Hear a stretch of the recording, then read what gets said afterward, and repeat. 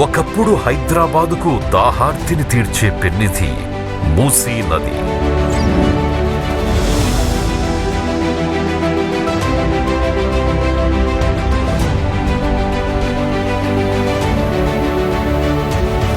గలగలా పారే స్వచ్ఛమైన నీటితో నగర పౌరుల దాహాన్ని తీర్చడంతో పాటు పచ్చని పొలాలకు ప్రాణధారగా నిలిచిన మూసీ నది పాలకుల నిర్లక్ష్యానికి గురయ్యింది.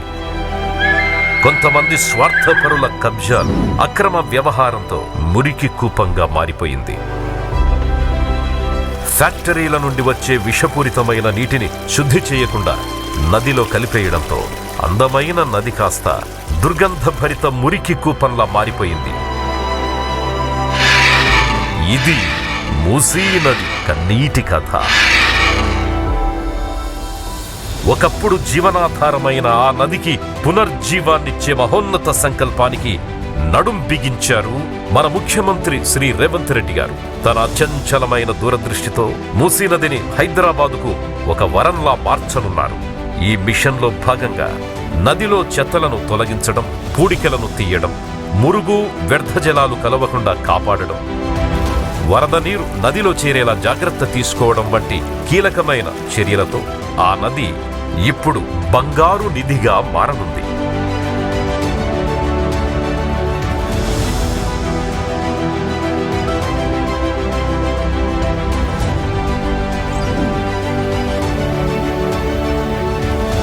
దీని చుట్టూ ecological park,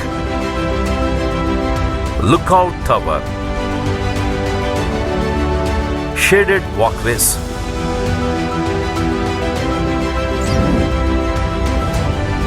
sculpture park, amphitheater, pedestrian bridge, water park, children park మొదలైనవి అనేకం రానున్నాయి. హైదరాబాద్ వాసులతో పాటు పర్యాటకులకు ఇవి కనువిందు చేయనున్నాయి.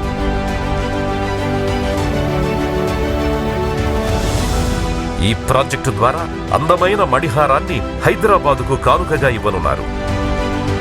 ఈ ప్రాజెక్టుతో ఓ అద్భుతమైన నదికి పునరుజ్జీవం రానుంది. మన ముఖ్యమంత్రి అచంచల దూరదృష్టి, నగర నిర్మాణంపై చేస్తున్న కృషికి సజీవ సాక్ష్యమిది.